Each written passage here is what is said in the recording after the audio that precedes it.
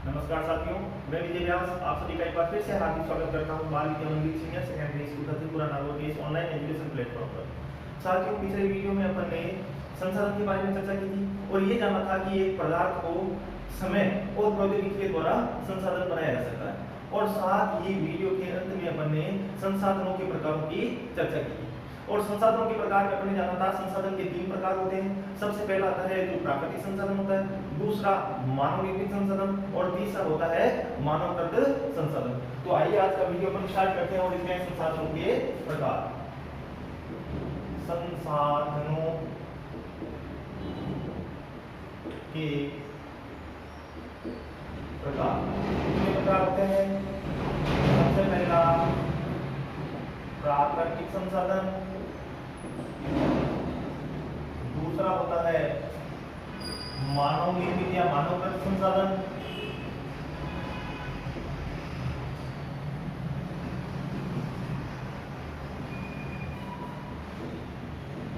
और तीसरा होता है आपके स्वयं मानव संसाधन। इसके बाद में हमने प्राकृतिक संसाधनों को भी 2 उपभागों में विभाजित किया था। नंबर 1 नवीकरणीय प्राकृतिक संसाधन, और नंबर 2 पर आया था आपने अनवीकरणीय प्राकृतिक संसाधन। यहां तक अपन ने पिछले वीडियो में बात करी। आज अपने आगे देखो, सबसे पहले प्राकृतिक संसाधन। प्राकृतिक संसाधन होता क्या है? जो प्रकृति से अपने को प्राप्त होता है और अपन उसमें अधिक परिवर्तन किए बिना ही उसे उपयोग में लाते हैं, वो सारी वस्तुएं या वो सारे पदार्थ प्राकृतिक संसाधन होते हैं। वापस देखिए, जो संसाधन प्रकृति से प्राप्त होते हैं और अधिक संशोधन किए बिना अपन उनका इस्तेमाल करते हैं, वो प्राकृतिक संसाधनों के अंतर्गत आते हैं।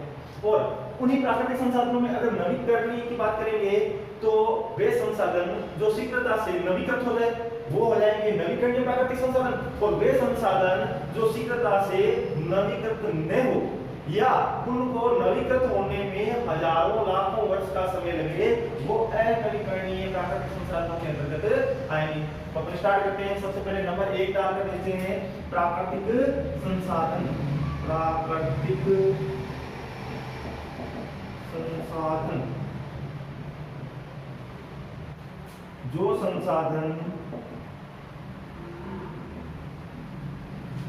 प्रकृति से प्राप्त होते हैं और अधिक संशोधन किए बिना उपयोग में लाए जाते हैं, प्राकृतिक संसाधन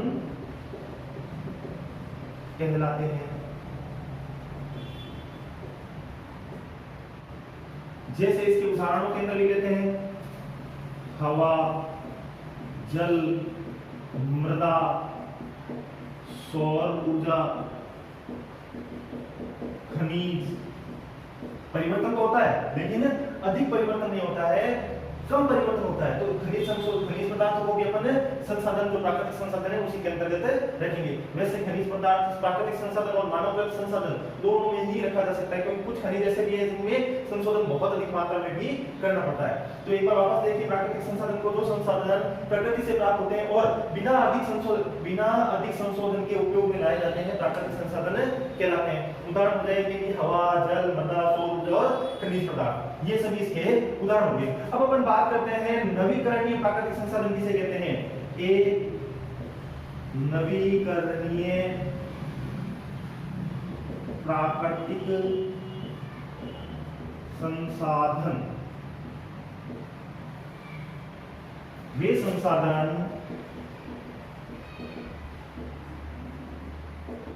जो शीघ्रता से नवीकृत हो जाते हैं उन्हें नवीकरणीय संसाधन कहते हैं।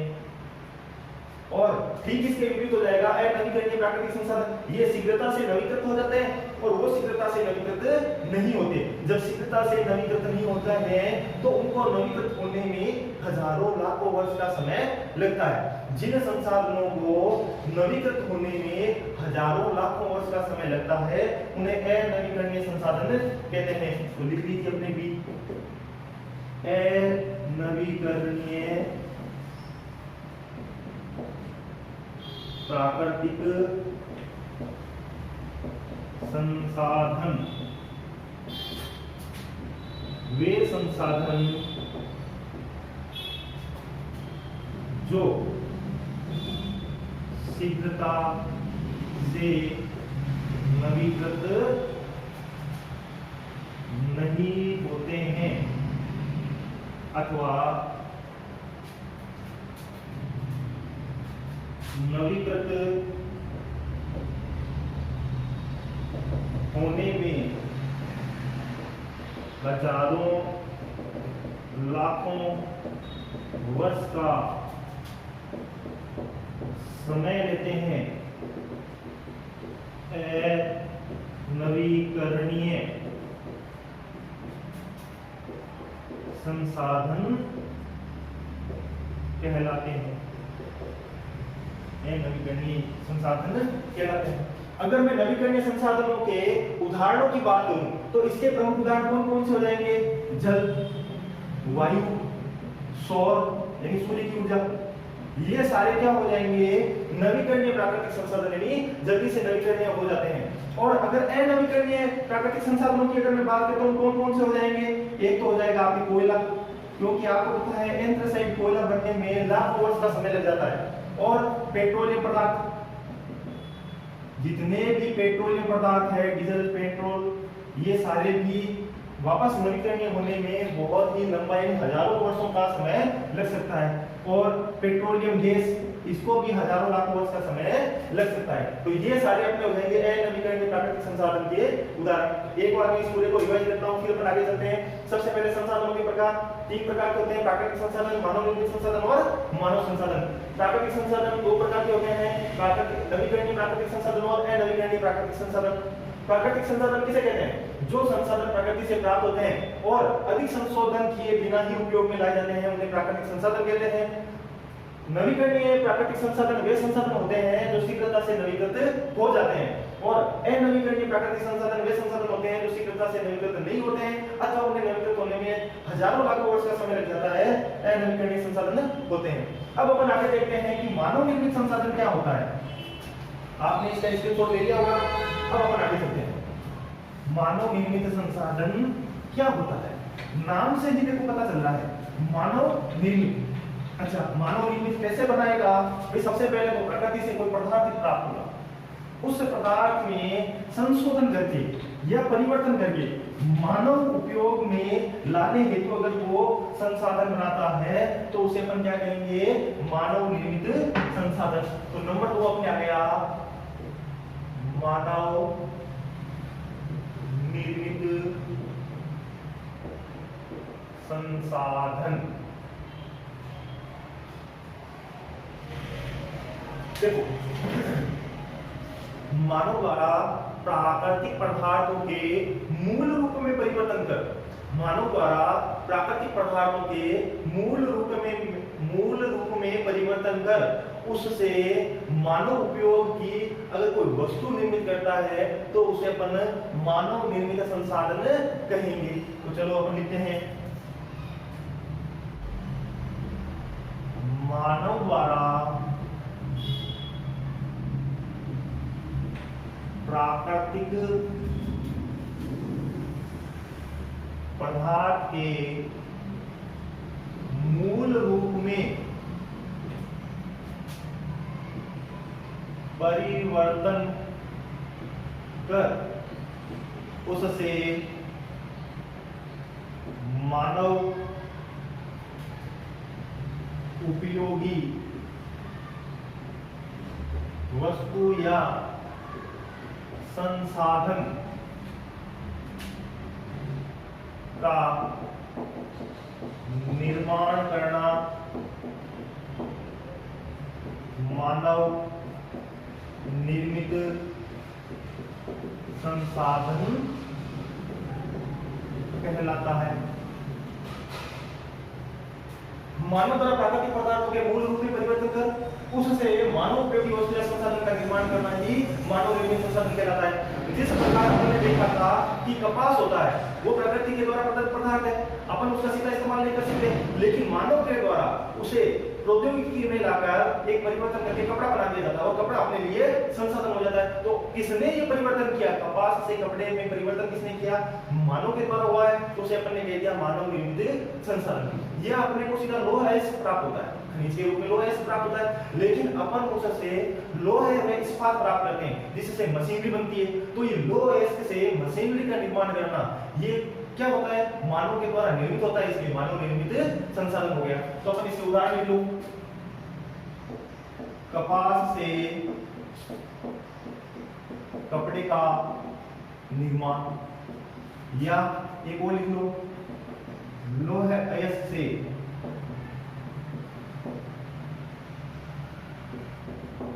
लोहे इस्पात का निर्माण। एक और लिख लो, लोहे इस्पात से मशीनरी का निर्माण। ये सारे किसके उदाहरण आ जाएंगे अपने? ये आ जाएंगे मानव निर्मित संसाधनों के उदाहरण। अब अपने अगला जो तीसरा पॉइंट रहता है मानव संसाधन। अब अपन मानव संसाधन के बारे में बात करते हैं। मानव संसाधन है क्या? एक बात तो अपन ये देखते हैं कि मानव क्या है। इन सभी व्यक्ति है या सभी मनुष्य है वो मानव की श्रेणी के अंदर आते हैं। तो क्या सभी मानव मानव संसाधन है? भारत की जनसंख्या 130 करोड़ के पास है, तो क्या 130 करोड़ से ही मानव संसाधन है? नहीं, इनमें मानव संसाधन, मानव को मानव संसाधन में परिवर्तित करने वाली कड़ी का नाम है कौशल। जिस मानव में कौशल का विकास हो जाता है, यानी स्किल का डेवलपमेंट हो जाता है, तो उसे अपन किस रूप में देखते हैं? मानव संसाधन के रूप में देखते हैं। तो मानव को मानव संसाधन बनाने के लिए जो सबसे महत्वपूर्ण कड़ी होगी वो क्या हो गया? अपना कौशल। अगर कौशल के साथ में ज्ञान और प्रौद्योगिकी भी आ जाए, कौशल के साथ में ज्ञान और प्रौद्योगिकी भी आ जाए, तो वो मानव संसाधन एक विशिष्ट प्रकार का मानव संसाधन बन जाता है। पहले कौशल था तो मानव के द्वारा मानव संसाधन बना, अगर उस कौशल के साथ साथ में ज्ञान और प्रौद्योगिकी भी आ जाए तो वो मानव संसाधन किस में बदल जाता है? एक विशिष्ट प्रकार के मानव संसाधन के अंदर बदल जाता है। और अगर इसी के साथ में अपन दो वस्तुओं को और जोड़ दें, शिक्षा और चिकित्सा को, तो ये एक बहुमूल्य प्रकार का मानव संसाधन बन जाता है। तो सबसे पहले मानव को मानव संसाधन किसने बनाया? कौशल ने। और कौशल के साथ में अपन ने ज्ञान और प्रौद्योगिकी को जोड़ दिया, तो उस मानव संसाधन से अपन ने क्या बना लिया? एक विशिष्ट प्रकार का मानव संसाधन बना लिया। और उनमें भी दो वस्तुएं और जोड़ दी, शिक्षा और चिकित्सा, जिससे वो एक विशिष्ट प्रकार का मानव संसाधन किसमें बदल गया? एक बहुमूल्य मानव संसाधन में बदल गया। तो देखते हैं अपन मानव संसाधन को। नंबर 3 अपना मानव संसाधन लोगों के कौशल में सुधार कर उन्हें मानव संसाधन बनाया जाता है। तो इसका मतलब है लोग यहाँ पर सभी जनता के बारे में, यानी सारे व्यक्ति सभी मानव संसाधन नहीं होते हैं, केवल वही मानव संसाधन होते हैं जिनके अंदर कोई ना कोई कौशल होता है, चाहे वो पढ़ा लिखा हो या अनपढ़ हो। अगर उसके पास में कौशल है तो वो क्या है? मानव संसाधन है। और अगर अपन कहें ज्ञान, कौशल और प्रौद्योगिकी यानी उद्योग के द्वारा मानव संसाधन को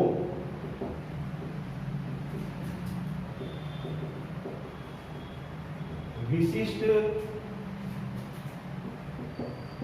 प्रकार के मानव संसाधन में परिवर्तित किया जाता है। कौशल से तो वो मानव संसाधन बना, और कौशल के साथ में अपन ने ज्ञान और प्रौद्योगिकी को भी जोड़ दिया, तो किसे बदल गया, वो विशिष्ट प्रकार का मानव संसाधन बन गया। अब वो विशिष्ट प्रकार का मानव संसाधन बन गया। और अगर शिक्षा व स्वास्थ्य, यानी ये तीन चीजें आ गई, अब इसके साथ में शिक्षा और स्वास्थ्य और आ गया, से उसे यानी विशिष्ट मानव संसाधन को एक बहुमूल्य मानव संसाधन बनाया जाता है। इस प्रकार का मानव संसाधन बनाया जाता है, एक बहुमूल्य मानव संसाधन बनाया जाता है। किसके द्वारा, शिक्षा और स्वास्थ्य के द्वारा। वैसे अपन ने पहले भी बात की थी, अपनी जो मूलभूत आवश्यकता आती है रोटी, कपड़ा और मकान, इस रोटी, कपड़ा और मकान के साथ में अपनी मूलभूत आवश्यकताओं को अपन ने भर्ती कर लिया था और शिक्षा और स्वास्थ्य को भी जोड़ लिया था। और आने वाले समय में इसके साथ में मूलभूत आवश्यकताओं में रोजगार को भी जोड़ दिया जाएगा। तो अब देखो, अगर ज्ञान, कौशल और प्रौद्योगिकी है तो विशिष्ट प्रकार का मानव संसाधन, और साथ में शिक्षा और स्वास्थ्य है तो बहुमूल्य प्रकार का मानव संसाधन बन जाएगा। अगर अपनी 130 करोड़ की जनसंख्या है, वो अगर मानव संसाधन बन जाती है तो भारत को विश्व गुरु बनने से कोई रोक नहीं सकता। चलो एक बार वापस डिवाइड कर देते हैं। मानव निर्मित संसाधन क्या होता है, मानव द्वारा प्राकृतिक पदार्थों के मूल रूप में परिवर्तन कर उससे मानव उपयोगी वस्तु या संसाधन का निर्माण करना मानव निर्मित संसाधन कहलाता है। कौन कौन से हो गया, कपास से कपड़े का निर्माण, लोहे से लोहा इस्पात का निर्माण और लोहा इस्पात से मशीनरी का निर्माण, ये सभी क्या कहलाएंगे, मानव निर्मित संसाधन कहलाएंगे। मानव संसाधन क्या होता है, लोगों के कौशल में, लोगों का मतलब हो गया यहाँ पर जनता, जनता के कौशल में सुधार कर उन्हें मानव संसाधन बनाया जाता है। और ज्ञान, कौशल और प्रौद्योगिकी के द्वारा मानव संसाधन को विशिष्ट प्रकार का मानव संसाधन में परिवर्तित किया जाता है। साथ ही शिक्षा व स्वास्थ्य से उसे बहुमूल्य मानव संसाधन बनाया जाता है। अब अपने यहाँ पर ये बात आती है, क्या ये संसाधन है वो खत्म भी हो सकते हैं? हाँ, अपने देखा भी था, नवीकरणीय और अनवीकरणीय संसाधन खत्म तो होते ही है। तो आपकी किताब के अंदर एक उदाहरण के माध्यम से समझाया गया है। एक मोना नाम की लड़की का उदाहरण आ रहा है कि मोना नाम की लड़की को एक स्वप्न आता है। उस स्वप्न में वो देखती है कि सभी जगह पानी खत्म हो चुका है, भोजन खत्म हो चुका है, सभी पेड़ कट चुके हैं, मानव नाम और जंतु नाम का कोई व्यक्ति बचा ही नहीं, यानी कोई मानव नहीं है, जंतु नहीं है। अब वो एक स्थान से दूसरे स्थान भटकती है और प्यास लगी हुई है, छाया उससे मिल नहीं रही है, भोजन उसे मिल नहीं रहा है। इतने में ही इतना भयंकर सपना देखने के बाद में वो क्या होती है, जल जाती है और अपनी माता के पास में जाती है और उसे ये जो स्वप्न की बातें बताती है। तो उसकी माता उसे समझाती है कि वास्तविक रूप से अगर अपन ने देखो, अगर संसाधन का उपयोग किया तो संसाधन बच जाएंगे, लेकिन अगर संसाधनों का दोहन किया तो संसाधन खत्म हो जाएंगे।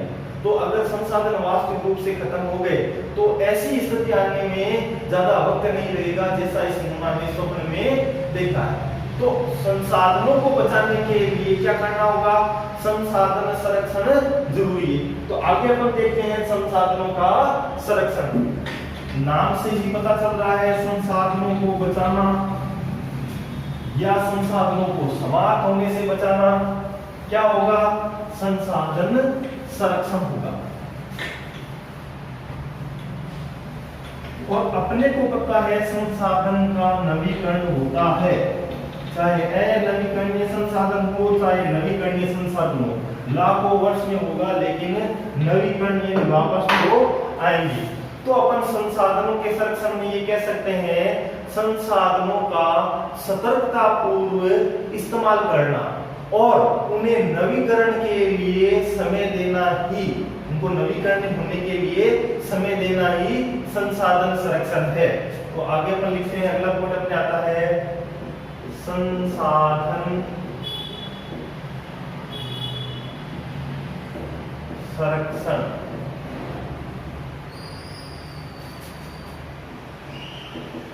संसाधनों का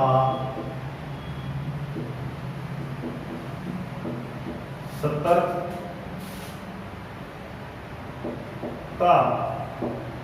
पूर्वक उपयोग करना तथा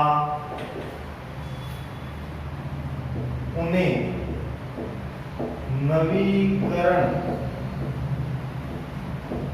होने के लिए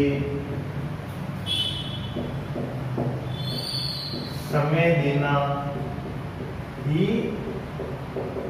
संसाधन संरक्षण है। यानी अपने को उन्हें पहले तो सतर्कतापूर्वक उपयोग करना है, जितना उपयोग आए उतना ही उपयोग कीजिए। अगर यहाँ पर अपन रूम के अंदर नहीं है तो लाइट और पंखा बंद कर दीजिए, यही तो सतर्कतापूर्वक उपयोग हुआ। अगर अपन सतर्कतापूर्वक उपयोग करेंगे और साथ ही उन्हें नवीकरण होने के लिए समय भी देंगे तो ये संसाधनों का क्या होगा, संरक्षण होगा। अब अपने एक और उदाहरण आता है, आपने कई बार उस उदाहरण को अपने टेलीविजन पर भी देखा होगा। एक पिता और पुत्र गाड़ी के अंदर जा रहे होते हैं और यहाँ पर जो रोड लाइट लगी हुई होती है वो रेड कलर की हो जाती है, जिसे उसे रुकना पड़ता है। उस समय होता है जो पिता और पुत्र का एक संवाद आता है। अब जो पुत्र होता है वो अपने पिता से कहता है कि मैं बड़ा होकर साइकिल रिपेयरिंग की दुकान खोलूंगा। तो उसका पिता बड़ा आश्चर्य से पूछता है, भाई जब अपन कार के अंदर बैठे हैं तो भाई सीधी सी बात है, अपन कुछ ना कुछ जब अपन कार के अंदर बैठे हैं तो तुम ऐसी बात क्यों कर रहे हो कि फ्यूचर में मैं जाकर एक साइकिल रिपेयरिंग की दुकान खोलूंगा।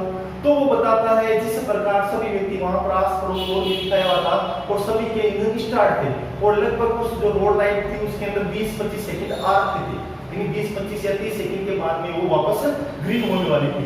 तो वो ये कहता है जिस प्रकार आप सभी इस पेट्रोल को खत्म कर रहे हो, जब तक मैं बड़ा होऊंगा तब तक तो ये पेट्रोल खत्म हो जाएगा। तब उसके पिता को समझ में आता है, वो अपनी गाड़ी ऑफ करता है।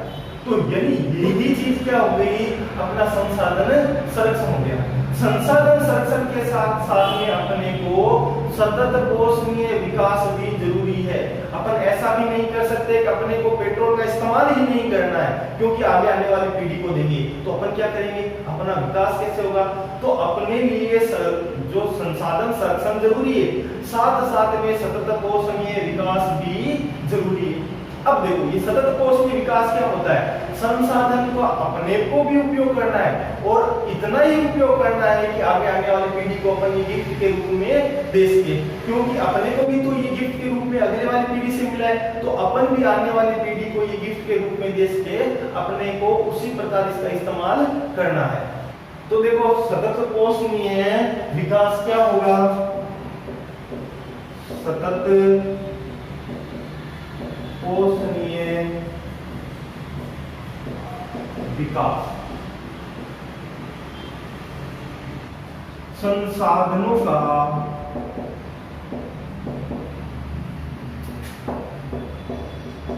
सावधानी पूर्वक उपयोग करना, जिससे वर्तमान पीढ़ी और भावी पीढ़ी की आवश्यकताओं के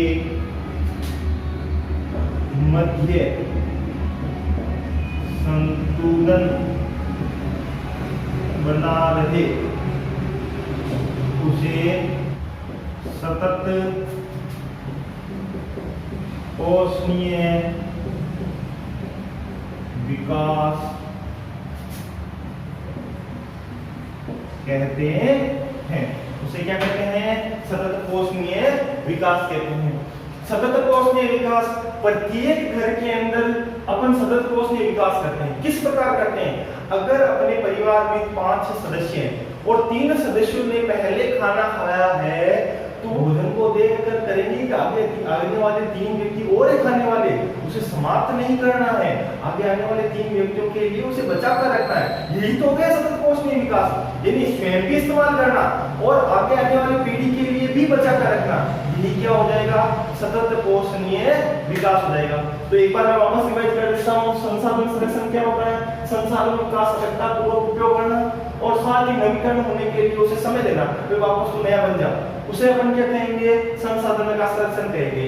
और सतत पोषणीय विकास किसे कहते हैं, संसाधनों का सावधानीपूर्वक उपयोग करना, जिससे वर्तमान पीढ़ी और भावी पीढ़ी की आवश्यकताओं के मध्य संतुलन बना रहे, इसे अपन क्या कहेंगे, सतत पोषणीय विकास कहेंगे। तो आपको ये समझ में आ गई होगी बात। आज अपना ये पार्ट यहाँ पर कंप्लीट होता है। आपको ये वीडियो कैसा लगा आप कमेंट के माध्यम से मेरे को बताना। इस वीडियो को ज्यादा से ज्यादा शेयर करना, जिससे लॉकडाउन के कारण जो शिक्षा की मुख्य धारा से वंचित हो चुके छात्र हैं वहां तक भी ये वीडियो पहुंच सके, जिससे हमारा ये वीडियो बनाने का जो प्रयास है अपने स्कूल का वो सफल हो सके। तो आज के लिए इतना ही, मिलेंगे नए पार्ट के साथ अगले वीडियो में, तब तक के लिए आप सभी को धन्यवाद।